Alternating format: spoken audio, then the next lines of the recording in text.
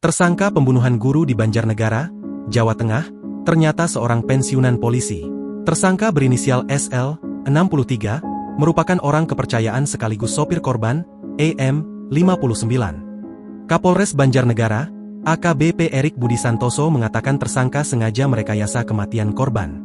Karena tersangka memang merupakan purnawiraan anggota Polri sehingga pintar menutupi jejak, kata Erik saat ungkap kasus di Mapolres, Selasa, 17 September 2024.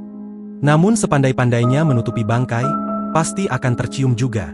Berdasarkan hasil penyelidikan, pelaku pembunuhan mengarah kepada tersangka yang melakukan komunikasi terakhir dengan korban. Hal itu diperkuat dengan temuan luka pada tangan tersangka yang diakui akibat terkena mesin las. Pada saat pemeriksaan ditemukan luka di lengan kanan tersangka yang diakui terkena mesin las. Kemudian penyidik melakukan visum terhadap luka tersebut, bukanlah luka bakar yang disebabkan mesin las, tapi karena gesekan saat menjerat korban dengan tali, ujar Erik. Atas perbuatannya, tersangka dijerat pasal 340 KUHP dan, atau pasal 338 KUHP dan, atau pasal 351 ayat 3 KUHP dan, atau pasal 378 KUHP dan, atau pasal 372 KUHP. Ancaman pidana mati atau seumur hidup dan atau pidana penjara paling lama 20 tahun, kata Erik.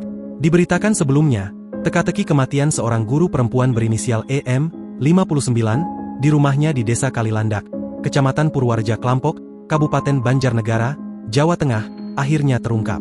Korban ternyata dibunuh oleh seorang pria berinisial SL, 63. SL merupakan orang kepercayaan sekaligus sopir korban. Kapolres Banjarnegara AKBP Erik Budi Santoso mengatakan, kasus tersebut bermula dari kecurigaan rekan korban karena tidak berangkat mengajar sejak Rabu, 11 September 2024. Setelah dicek ke rumahnya, korban yang selama ini tinggal seorang diri justru ditemukan dalam kondisi tidak bernyawa pada Kamis, 12 September 2024.